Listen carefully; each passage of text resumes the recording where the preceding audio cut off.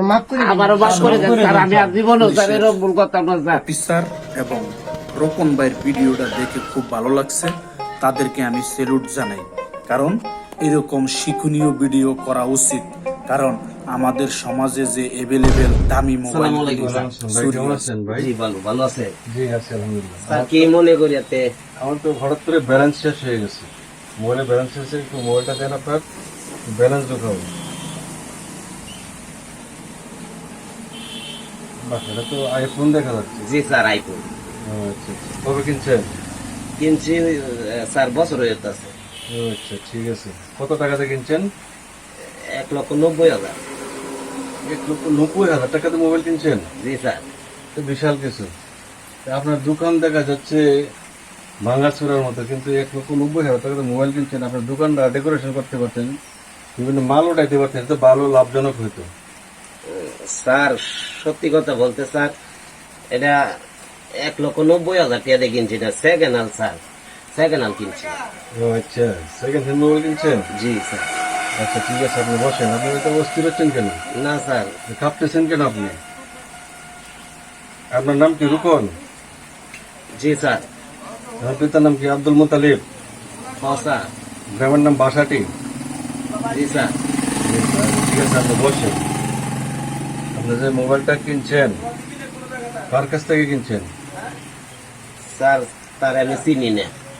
আপনি চিনেন না? এই মোবাইলটা কিভাবে নিলেন? আপনি না চিনা থাকা সত্ত্বেও আপনি মোবাইলটা কিভাবে কিনলেন? এত টাকা দামের একটা আয়া মোবাইল। কইতাছে, কয় ভাই একটা মোবাইল কিনবাই না, আমি বিপদে পড়ছি, আমার 8,000 টাকা লাগে, আমি মোবাইলটা বেচাবো। পরে যা এত সস্তা, আমার কাছে টিহা আছে 8,000, পরে মোবাইল লুয়েছি স্যার। 8,000 টাকা দিয়ে মোবাইল কিনছেন? আগে যে বলেন 1,90,000 টাকা। স্যার, এটা সার্চ দিয়ে দেখছি, মার্কেটে অত দাম আছে। ও আচ্ছা, মিথ্যা কথা বলছেন না? জি স্যার। ঠিক আছে, এখন বুঝবেন। এখন আপনাকে থানায় যেতে হবে। এটা নিয়ে অনেক অকারেন্স হয়েছে, বড় ধরনের অকারেন্স হয়েছে। আমার উদ্দেশ্য ছিল আপনার বিকাশে টাকা নেওয়ার জন্য না, ব্যালেন্সের জন্য। আমি আসছি শুধু এই মোবাইলটার জন্য। এটা থানায় কমপ্লেন হয়েছে, এর জন্য মূলত আসা আপনার কাছে। আমি তথ্য প্রযুক্তির মাধ্যমে আপনার ঠিকানা পেয়েছি, তারপরে কিন্তু এখানে আসা, আমি শনাক্ত করে এখানে এসেছি। আপনার স্যার, আমি তো এটা কিনছি স্যার, আমার তো দোষ নাই স্যার। দোষ নাই, এটা আপনি বললেও হবে না। আপনি যে অপরাধ করছেন, আপনি বড় ধরনের শাস্তি হবে, আপনাকে থানায় যেতে হবে। আসেন। ব্যবহার করে দেখেন, আমাদের স্যার, সমাজে এরকম ভুল আর করতাম না স্যার। মোবাইল চুরি হলে যার মোবাইল তাকে ফেরত দেওয়া হবে, তাহলে কত সুন্দর হতো। দেখেন, ছিনতাইকারী একটা- থাকতো না। কিছু কিছু ছিনতাইকারী ফাঁকে সরল সোজা মানুষ পড়ে এরকম কিন্তু প্রতারিত হয়। আসলে কিন্তু এরকম প্রতারিত, অপমান, থানায় আপনাকে নিয়ে বেঁধে থইব, পিটাইব, মারবো বেঁধে বেঁধে, তো এই লাভ কি? আপনি পুরান মোবাইল কখনো কিনবেন না। পুরান মোবাইল কিনলে যাচাই বাছাই করে আত্মীয় স্বজন ভালো মন্দ সে কাগজপত্র আছে কিনা সেটা কিনবেন। কিন্তু এই ধরনের মোবাইল কিনা ইজ্জত সম্মান বাবা মার, নিজে ভালো মানুষ নিজেও চোর হয়ে যাইবেন। দেখেন, এখানে পুলিশ আপনাকে থানায় নিবে, সেখানে সমাধান হবে, টাকা দিবেন, মোবাইল দিবেন, ইজ্জত যাইব, মুখের ছেলে মোবাইল চুরি করছে। হয়তো আপনি সরল সোজা গ্রামের একজন ছেলে, আপনার এক বন্ধুর ফাঁকে হইরে এই মোবাইলটা কিনছেন বাবা মার কাছে বইলা, কিন্তু বাবা মা তো আর জানেন আপনি যে চোরা মোবাইল কিনেন। হয়তো দেখেন, এই যে ভিডিওটা যে করছে তাদেরকে কিন্তু আমি স্যালুট জানাই।